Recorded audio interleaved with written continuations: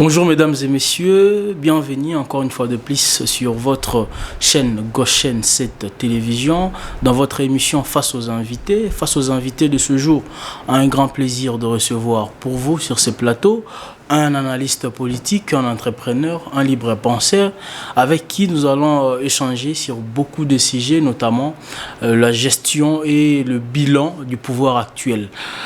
Avec M. Jérémy Ampagna, à qui je vais dire bonjour, bienvenue. Bonjour Aris. Comment vous allez? Je vais très bien. Toujours avec la fraîcheur. Comme vous les voyez. Très bien. Jérémy Ampagna est déjà sur nos antennes. Avec lui, nous allons échanger, comme je l'ai dit tantôt, sur le bilan du pouvoir en place. Monsieur Jérémy Ampagna Mutombo, vous êtes analyste politique, libre penseur. Comment trouvez-vous jusque-là la gestion et le bilan du pouvoir en place? Je peux vous dire que le bilan du pouvoir Tshisekedi et sa gestion, c'est un bilan qui est jusqu'à maintenant satisfaisant. Satisfaisante. Oui, c'est un bilan qui est satisfaisant. Sur base de quoi? Vu que, comme vous le savez, la politique, c'est l'art de gérer la société. Oui. Et la manière dont nous voyons, selon la façon dont Tshisekedi a appris la politique chez son papa et la façon dont il est en train de mettre ça en pratique, nous voyons que tout porte à croire que d'ici 5 ans, à la fin de ce mandat, tout Congolais sera satisfait de ce bilan. Est-ce que jusque-là, y a-t-il de preuves qui prouvent à suffisance que Tshisekedi, avec cet régime qui vient d'entrer, est en train de convaincre? Et convaincre, je dirais, parce que l'objectif de Tshisekedi n'est pas de convaincre les gens. Bon, convaincre dans le sens des actions, de la politique menée sur terrain, est-ce que cela est positif? Est-ce que la population peut en être content de ce régime ou bien de ces mandats? Effectivement, la population est vraiment content des mandats de Tshisekedi, de ces 2 ans qu'il est déjà au pouvoir. Mais les gens souffrent jusque-là. Les gens souffrent, je ne sais pas de quelle souffrance vous parlez, parce que surtout lorsque le nous plan, voyons... la souffrance sociale, économique, tout ça. Attends, lorsque nous voyons la façon dont Tshisekedi est en train de gérer le pays, nous savons un homme politique, comme nous sommes en train de le dire, la politique c'est l'art de gérer la cité. Un homme politique, lorsqu'il vient dans la politique, il a une vision. Et à cette vision, on assigne une mission et à chaque mission, il y a des objectifs pour atteindre la mission. Quelle est la vision de Tshisekedi? La vision de Tshisekedi, comme on les résume toujours depuis que son papa l'a laissé, le peuple d'abord. Le peuple d'abord consiste à mettre l'homme au centre de tout ce qu'on est en train de faire. Et pour mieux comprendre aussi la vision de Tshisekedi, il faut entrer aussi dans l'idéologie de son parti politique. L'IDPS. L'IDPS, c'est un parti politique qui fait partie des social-démocrates. Pour tous les social-démocrates, les bases de tous les social-démocrates, c'est le bien-être de la population. C'est-à-dire, lorsqu'on parle, on voit l'amélioration du social de la population, on voit la défense de la démocratie. Lorsque nous parlons de la démocratie, on voit l'état des droits, on voit liberté d'expression, on voit liberté de manifester, on voit les libertés, tout ce qui a trait à la liberté de la personne. D'abord, on va continuer. Vous avez parlé dans la démocratie, la liberté de manifester, tout ça. Est-ce que, entre le régime Kabila et le régime Tshisekedi, quel est ce régime où il y a plus de répression? Non, quand même, on ne peut pas comparer les 2 régimes. Mais non, ce sont des régimes qui se sursuivent en fait. Bien sûr qu'on ne peut pas comparer les 2 régimes. Pourquoi? Parce que le régime Tshisekedi, c'est un régime qui a amené la liberté d'expression. Vous êtes sûr de ça? Très sûr. Tant de journalistes sont emprisonnés presque chaque jour. Il y a une confusion que nous sommes en train de faire dans notre pays. Laquelle? Surtout nous, les jeunes et d'autres personnes, nous confondons des choses. Il y a la liberté et les libertinages. Il faut faire la différence entre les 2 choses. Lorsqu'on dit nous sommes dans la démocratie n'est pas l'anarchie. Il y a aussi la différence entre l'anarchie et la démocratie. Dans la démocratie, c'est le respect des principes et des règles. Il y a des règles qui sont établies dans la République que tout le monde est censé respecter et obéir. Lorsque vous allez à l'encontre de ce qu'il y a comme principe qui gère la société, et l'État va s'en charger de toi. Lorsqu'on fait ça, on ne peut pas parler ni de l'acharnement, ni de l'oppression de l'opposition ou de qui que ce soit. C'est ça le respect des principes, ce qu'on appelle l'état de droit. Aujourd'hui, nous sommes en train de voir les gens faire des choses, dire des choses par rapport à ce que la police est en train de dire, comment on arrête certains journalistes véreux qui ne veulent pas rester dans le cadre de leur métier, qui s'en prennent aux autorités. Lorsque l'État veut mettre des choses à l'ordre, les gens voient comme si on est en train d'opprimer des gens. Or, c'est ça l'essence même de la démocratie, parce que dans la démocratie, c'est le respect des règles et des principes. Bon, le respect des règles, de principe, est-ce que tous ces journalistes-là, qui chaque jour, ils sont menacés par des appels, par des messages de certaines autorités, de certains politiciens avérés du régime en place, eux tous ne sont pas dans les règles? À moins que vous ayez des preuves de journalistes qui sont menacés. Ah, mais ils dénoncent à chaque fois. Oui, si vous savez, lorsqu'on parle de la justice, de l'état de droit, lorsque toi, journaliste, tu te sens qu'il y a une personne qui te menace et il y a des preuves, il y a aujourd'hui la justice qui est indépendante. Allez porter plainte à la justice et que la justice fasse son travail. Comment voulez-vous, vous avez, parce que tous nous voulons réellement qu'il y ait l'état de droit dans notre pays. Lorsque vous voyez qu'il y a un individu qui usurpe de son droit pour détruire ta liberté en te menaçant, qu'est-ce que tu dois faire, toi, en tant que citoyen congolais? Parce que la construction du pays ne se fait pas seulement avec les gens qui sont au pouvoir. La construction du pays se fait aussi avec tout l'ensemble du peuple congolais. C'est-à-dire, toi, journaliste, lorsque tu te vois qu'il y a quelqu'un qui menace ta liberté, va porter plainte. Très bien. Nous allons rentrer dans notre sujet dont on parle du bilan, de la gestion du pouvoir en place. Jusque-là, quels sont les éléments très importants que vous avez trouvés dans le régime Kabila, dans la gestion?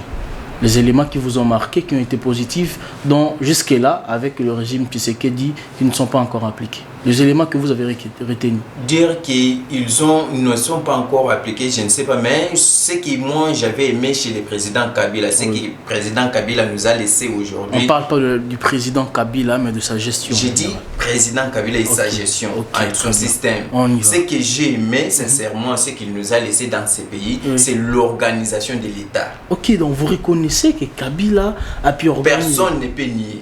Personne ne peut nier parce que c'est pendant le régime Kabila que nous avons des institutions qui existent aujourd'hui. Nous avons les parlements, nous avons les assemblées provinciales plutôt, nous avons le gouvernement dans sa forme aujourd'hui que nous avons les Sénats, nous avons toutes ces institutions bien organisées. Très bien, mais alors sur base de quoi vous jugez toujours Kabila qu'il a mal géré et que son bilan était négatif, pendant que c'est un point très important que vous avez soulevé, l'organisation de l'État?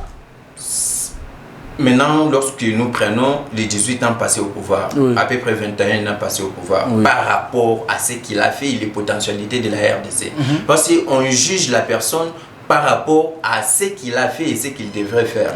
Et regardez la potentialité qu'a la RDC, ce que nous avons comme richesse. Comment il a pu valoriser ce que nous avons comme ressources. Après avoir organisé, qu'est-ce qu'il a fait de cette organisation-là? C'est là où nous disons qu'il a échoué parce qu'il n'a pas pu valoriser ce qu'il avait organisé. Nous avons des ressources de toutes sortes. Il y a certains qui disent la RDC c'est un scandale géologique. Mais tout ça, qu'est-ce qu'il en a fait? Il a laissé les pays dans quelle situation? La population à quel niveau? La misère partout, avec des guerres partout. C'est pourquoi nous disons qu'il a échoué. Mais cela ne veut pas dire qu'il n'a rien fait. Parce qu'il y a certaines personnes qui disent qu'il n'a rien fait. Rien, c'est-à-dire il n'y a rien. Il y a rien. Il a fait quelque chose. Et aussi, nous pouvons comprendre dans le développement du pays, chacun amène sa contribution. C'est-à-dire ce que Kabila a fait, c'est ce qu'il était à mesure de faire. Il ne pouvait pas aller au-delà de ses moyens. Il a fait ce qu'il était capable de faire. C'est d'ailleurs même ce qui a fait qu'à la fin de son mandat, qu'il a commencé à faire des manœuvres pour s'éterniser au pouvoir pendant que il avait déjà fait ce qui était nécessaire. Si à ce temps-là, il avait compris qu'il avait déjà terminé ce qu'il avait comme mission pour la RDC, il devait céder le pouvoir aujourd'hui, il serait une grande personnalité dans ces pays. Qu'est-ce que... Ok, continue. Comme le pouvoir fait seulement que les gens oublient ce qui est essentiel, c'est ce qui a fait que même ceux qui étaient autour de lui ont poussé à devenir aujourd'hui ce que les gens sont en train de les taxer, les autres, chacun a sa manière de voir. Mais il avait déjà fait ce qui a été sa mission. Comme Félix Sossou aujourd'hui, il a une mission. Que les gens n'attendent pas tout de Félix. Félix a une mission. La mission de Félix, c'est de remettre le pays sur des rails. Qu'est-ce que Tshisekedi a déjà fait depuis près de 2 ans et demi, ce qui prouve et qui montre à suffisance qu'il est en train de remettre le pays sur les rails? Tshisekedi a fait beaucoup de choses. D'ailleurs, l'essentiel qu'il devrait faire dans ce 2 ans, c'est ce qu'il fallait même. Tshisekedi, Tshisekedi, dans sa vision, de faire de la RDC un pays émergent, il a commencé d'abord par structurer les pays, c'est-à-dire la République, le pays. Les pays, c'est comme un entrepreneur. Je prends l'exemple d'un entrepreneur. Parce que vous êtes aussi entrepreneur. Le pays, c'est comme une entreprise. Lorsque un entrepreneur amène un projet pour gérer, il les regarde, analyse d'abord c'est quoi ma vision, c'est quoi ma mission, quels sont mes objectifs et quelles sont les actions que je dois mettre en place pour atteindre ces objectifs. Lorsque Tshisekedi est venu, il est venu pour améliorer la situation sociale de la population congolaise, pour instaurer l'état de droit et la démocratie. Maintenant, l'état de droit, lorsque nous parlons de l'instauration de l'état de droit et l'amélioration de la situation sociale, ce sont des conséquences. Ce n'est pas ça les objectifs.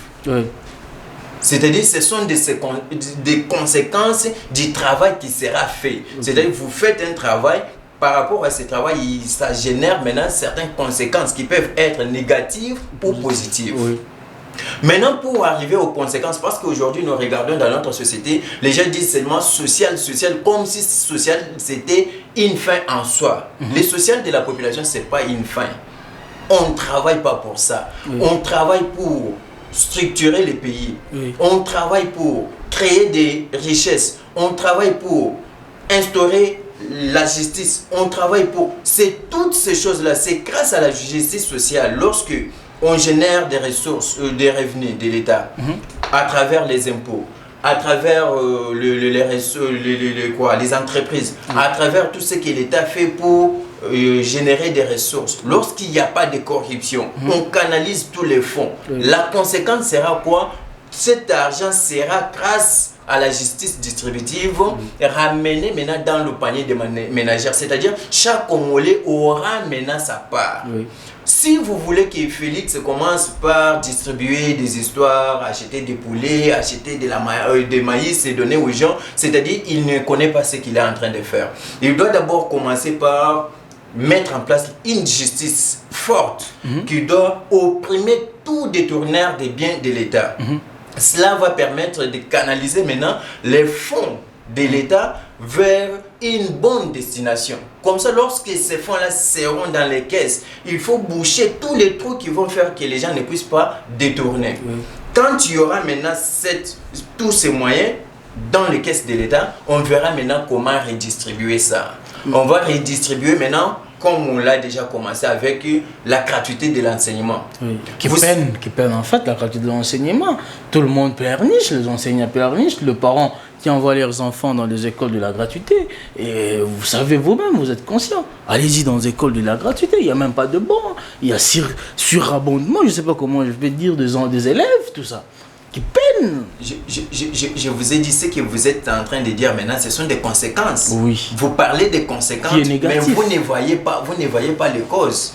Qu'est-ce qui est comme cause de ce que vous êtes en train de des IRC. C'est à vous de le suivre. La cause déjà, c'était qu'il n'y avait pas une organisation. Maintenant, comme on est en train de faire, on réduit maintenant les problèmes petit à petit. Le premier problème, c'est quoi? Que les parents ne payent pas les minervales. Quand les parents ne payent pas, d'abord, c'est une création de richesse parce qu'un parent qui payait par exemple $200 pour un enfant qui a 10 enfants, qui payait $2000 l'an, il peut épargner cet argent. Et avec ces $2000, il peut créer une activité génératrice de revenus. Grâce à cette activité, c'est-à-dire, il y a un plus qui s'est créé dans l'écosystème congolais. Maintenant, si l'État déjà aide, il y a 1000 parents, il y a 500 parents, il y a 1 million de parents qui épargnent ce qu'ils devraient dépenser au minerval, ça doit contribuer aussi au développement de la société. Maintenant, on paye maintenant les enseignants. Il y a, si je ne m'abuse pas, on est en train de dire, le ministre a dit on va ajouter 100 000 francs aux enseignants sur ce qu'ils touchaient déjà. Ah bon?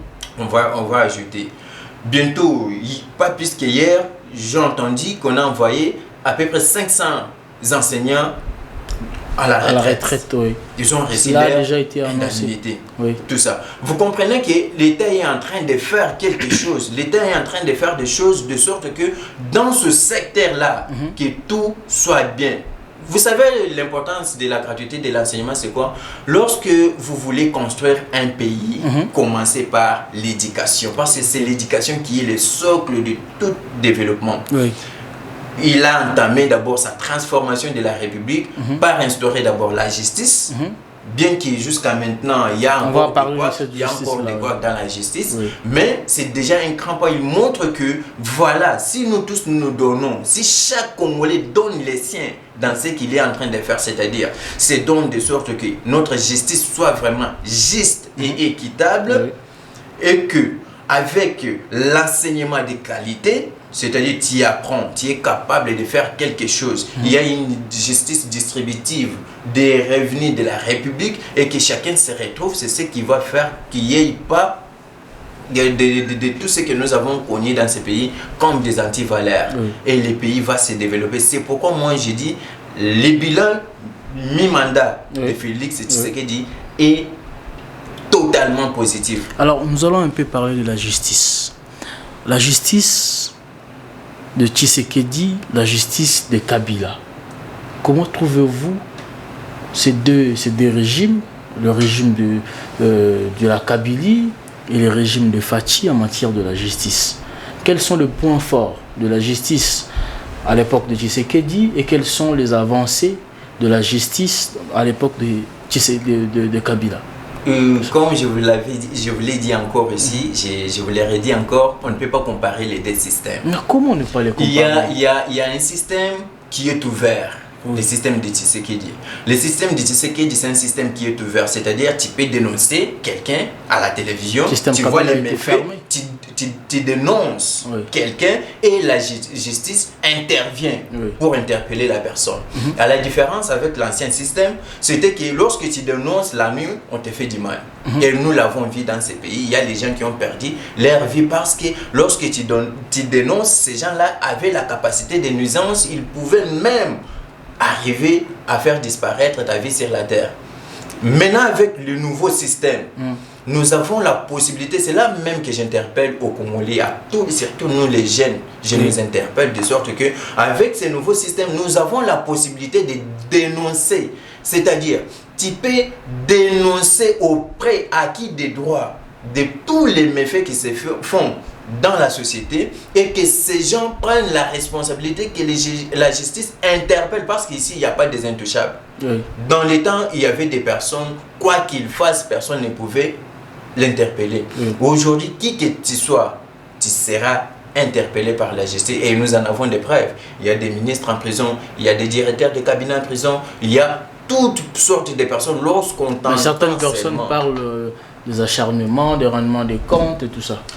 Oui, c'est des bonnes guerres. Est-ce que dans le fond, ces options ne sont pas... C'est des bonnes guerres je suis chrétien, je sais, on nous dit lorsqu'une personne, on te dit que tu es sorcier dans la famille, je sais réellement tu es sorcier, tu n'acceptes pas. Même à la maison, les enfants qui volent, lorsque tu voles quelque chose dans la maison et qu'on t'arrête, on te dit tu as volé, tu n'acceptes toujours pas. Même à l'école, un élève qui n'est pas intelligent, lorsqu'il échoue, c'est pas de sa faute, c'est la faute au professeur.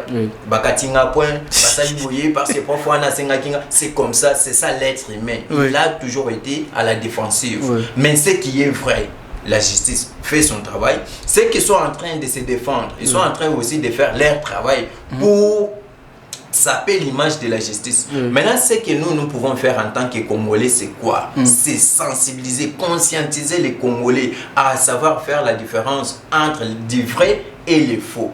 Parce qu'il y a trop de faux dans les médias aujourd'hui pour saper l'image de ce qui est en train de se faire, pour que les gens ne comprennent pas qu'il y a un bon travail qui est en train de se faire dans la société. Ok, nous allons un peu parler du bilan du gouvernement Sama Lukonde. D'abord, quelles peuvent être vos analyses entre le gouvernement Ilunkamba et le gouvernement Sama Lukonde? Où vous trouvez positif dans leur gouvernement Ilunkamba? Il n'y avait rien de positif dans le gouvernement Ilunkamba. Ah bon? Oui, parce que rien de positif. C'était un gouvernement qui était liquidé. Rien de positif. Rien. Mais c'est le gouvernement qui a mis en place la gratuité de l'enseignement. Non, c'était la volonté du chef de l'État. C'est le chef de l'État qui s'est imposé. L'applicabilité qui ont appliqué sur le terrain. C'est le chef qui s'est imposé par sa volonté, qui a pesé de son poids en tant que chef pour que cela ait lieu. Le gouvernement Ilunkamba, c'est un gouvernement où, lorsque nous, on nous a appris, on nous a dit que les chefs et les premiers ministres, c'est lui qui gère les pays au quotidien. Mais avec le premier ministre Ilunkamba, lui était téléguidé par quelqu'un quelque part. On lui dit ce qu'il devrait faire.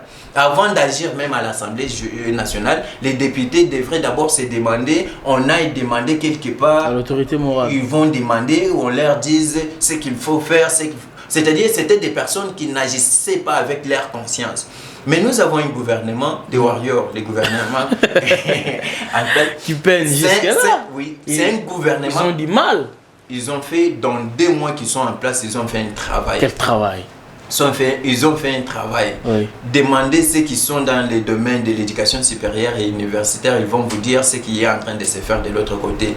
Demandez ceux qui sont à l'est de la République avec l'instauration de l'état de siège. Mais il y a le mort chaque jour, il y a encore des morts. Ce qui se passe déjà là-bas, il y a la reddition. Vous parlez de la mort ne va pas. Les gens vont continuer toujours à mourir, même jusqu'à la fin du monde. Les gens mourront. C'est normal. Maintenant, demandez-vous, il y avait combien de groupes armés à l'Est? Aujourd'hui, il y en a combien? Dans chaque groupe armé, il y avait combien de miliciens? Combien se sont déjà rendus? Parce que nous voyons aux médias, les gens sont en train de diaboliser l'état de siège. Ce sont des pratiques de se rendre qui n'a pas commencé aujourd'hui. Depuis l'époque, le milicien se rendait. Mais les incursions, les attaques, tout ça continue toujours. À quelle ampleur? Persister. Lorsque vous avez 1000 personnes qui se rendent, c'est 1000 capacités de nuisance qui est réduite. Vous comprenez un peu ça? Parce que les gens voient certaines choses, ils prennent des choses avec de la légèreté. Lorsqu'on dit qu'il y a 5 groupes qui se sont rendus, il y a 5 personnes qui se sont rendues, il y a des personnes qui se réduisent, les gens voient comme si c'est de rien. Mais imaginez une personne qui avait la possibilité, la capacité de détruire la vie de milliers de gens. 7 personnes se rendent de soi-même. Et c'est toute une capacité de nuisance qui est neutralisée. Aujourd'hui, il y a combien de miliciens qui se sont rendus? Il y a combien d'armes qui sont récupérées? Il y a combien de territoires que les FARDC ont récupérés? Il y a combien de carrés miniers, parce que c'est ce qui faisait aussi fonctionner ces groupes armés-là, qui sont récupérés? Tout ça, les gens ne voient pas, les gens sont en train toujours de diaboliser parce qu'ils ont des intérêts politiques derrière. Ils veulent faire la diabolisation pour qu'en 2023, qu'ils postulent, qu'on les vote. Bien sûr, oui, c'est de bonnes guerres, mais lorsqu'on va te voter, imagine-toi, parce que si les gens venaient maintenant te faire aussi ce que tu es en train de faire aux autres, parce qu'on dit, ne faites pas aux autres ce que vous ne voulez pas qu'on vous fasse à vous-même. Très bien. À la prochaine, tu es candidat président de la République, on te vote, tu sors président et on commence à appliquer les mêmes méthodes pour toi. Ce que tu es en train de faire maintenant, c'est lui qui gère aujourd'hui. le pays va devenir quoi? Qu'est-ce que nous allons rester avec? Parce que nous devons tous contribuer. Ce qui est fait de bon, on dit ok, ici c'est bien fait. S'il y a les mal, on dénonce les mal. On encourage ce qui est fait. Très bien. Mais qu'est-ce que nous voyons ici chez nous? Tout ce qui est fait est noir. Tout le monde est nihiliste, c'est-à-dire tout ce qui est fait, même si on prouve que non, voilà les avantages qui vont sortir dans ce qui est en train d'être fait. Pour les autres, c'est faux. Est-ce que c'est pas peut-être le manque ou bien le manque de capacité de la communication du régime en place? Non, c'est parce qu'on a vu le régime passer avec Kabila. Tout le monde a des fois été convaincu de Kabila. Tout le monde aimait Kabila, même ceux qui n'ont jamais vu Kabila. Je comprends là où vous êtes, c'est-à-dire dans le régime passé, vous aimiez que les gens vendent ceux qui sont au lieu que les œuvres parlent, il faut que les gens parlent. Maintenant et aujourd'hui, vous avez un régime de gens qui veulent que les œuvres parlent à la place. Vous voulez qu'on vous parle des choses que vous ne voyez pas. Attendez, on voyait des images à la télévion, on vous fait montrer quelque part, il y a des routes qui sont en train d'être construites, mais il n'y a pas de routes. On vous montre des maquettes à la télévision et des chansons chaque jour. Mais pourquoi? Mais il y a des choses qui sont en train d'être faites, même ici. Imaginons un projet comme les projets de Sode Moto. Ce sont des histoires qui vont rester dans ces pays ici. Et les générations et des générations vont trouver ça. Mais vous trouvez les gens qui sont en train toujours d'être critiques vis-à-vis de ça. Et ils disent que c'est rien, ça n'a rien. Oh, nous qui... Moi, je prends mon cas.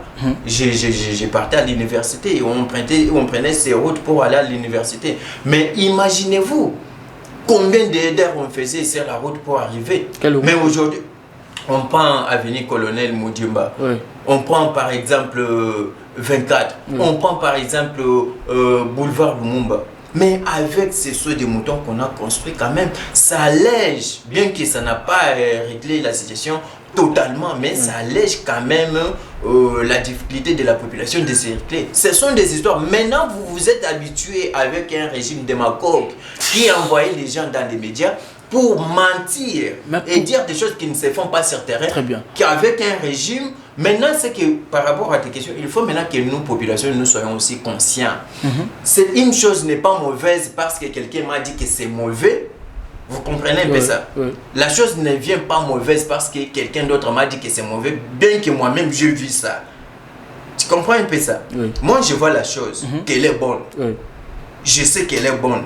Mais parce qu'il y a un politicien, pour ses intérêts égoïstes, il vient, il passe à la télévision, on vous dit que c'est mauvais. Toi, citoyen congolais, tu nies maintenant ta capacité à toi à croire à ce que tu as en toi, à ce que tu as vu. Tu crois à la parole de la personne qui vient avec des paroles mirobolantes pour ne fût-ce que se faire un marché politique, pour se faire une publicité, afin que tu lui votes en 2023, qu'il soit député, soit président, soit qui que ce soit. Ce sont des choses. Les problèmes aujourd'hui, c'est la prise de conscience totale de tous les Congolais. Nous tous, nous devons prendre conscience. Mais pourquoi certaines personnes pleurnichent toujours ou bien regrettent de l'inefficacité du régime en place? Beaucoup de gens, même le membre du parti au pouvoir, accusent la cellule de communication du chef de l'État d'être inefficace. Moi, je ne vois pas cette inefficacité. Bien sûr, les gens disent qu'ils devraient parce que faire aussi le marketing de ce qu'on est en train de faire, c'est une bonne chose. Mais moi, je veux que nous soyons aussi vrais. Que nous soyons vrais. Être vrai, ça veut dire nous devons refléter la réalité. On n'aime pas avoir les gens à la télévision raconter du n'importe quoi, parce que chaque personne qui vient à la télévision pour vanter ou faire quoi que ce soit, il va faire pour plaire. Mais est-ce que vous avez besoin que nous puissions voir réellement ce qui se passe? Pour accepter qu'il y a la gratuité de l'enseignement, il faut que quelqu'un passe à la télévision te parler de la gratuité. Dans votre famille, il n'y a pas des enfants qui étudient gratuitement. Non, chez nous, pour accepter qu'il y a l'état des sièges, il faut qu'il y ait quelqu'un qui vienne vanter l'état des sièges. Nous sommes de retour sur ce plateau après cette petite problème technique. On va chuter très rapidement, fiston Yampanya Mutombo. Le bilan économique de Sama Lukonde, sur le plan économique, quelles sont les avancées que vous avez trouvées dans ce gouvernement des Warriors? Sur le plan économique, ce que nous pouvons dire de ce gouvernement, c'est un gouvernement qui vient d'achever un travail qui était déjà commencé et avec les Fonds monétaires internationaux. on vient d'avoir l'argent que le fonds devrait donner à la RDC. Est-ce que cet argent-là ne sont pas des prêts que nous devons payer après? Que nous devons payer après. Mais Kabila, c'est bâti ici pour faire sortir le pays avec tout le dette qu'il avait. Mais vous allez encore emprunter. Il y a aucun pays au monde qui fonctionne sans dette. Okay. Maintenant, le problème, c'est pas de prendre. Le problème, c'est pas de prendre les dettes, mais comment vous allez gérer ces dettes que vous avez prises, parce qu'il faut rembourser ça. Très bien, votre dernier mot, nous sommes arrivés à la fin. Mon dernier mot, c'est que moi je peux demander au peuple congolais, c'est de faire confiance au président de la République, et de faire confiance au gouvernement Sama Lukonde, et à tout ce qui est en train d'être fait, de ne pas entendre ce que les gens disent dans les médias, et surtout je ne peux pas oublier de parler un peu de ce qui est en train de se passer aujourd'hui par rapport au comportement de certaines personnes vis-à-vis du peuple kassaïen. Très bien. Et nous devons éviter ça, c'est pas une bonne chose. Le tribalisme. Oui, c'est pas une bonne chose. Nous sommes tous des frères et sœurs. Nous sommes tous des enfants de la République. Nous devons travailler en communion pour que nous puissions développer notre Très bien, merci d'avoir répondu à notre invitation. Je pense que ce n'est pas la dernière fois, on va vous relancer. En tout cas, c'est à moi de vous remercier aussi Goshen TV pour ces beaux plateaux qui nous a réussi. J'espère que ça ne sera pas la dernière fois de nous recevoir. Très bien, merci mesdames et messieurs de nous suivre, de nous avoir suivis de partout. C'était votre émission Face aux invités. Nous terminons à ces termes avec notre invité Yampania Mutombo. On se retrouve tout juste après. Restez branchés, s'abonnez massivement sur Goshen 7 Télévision. Que la paix quitte nos esprits, que Dieu bénisse la RDC.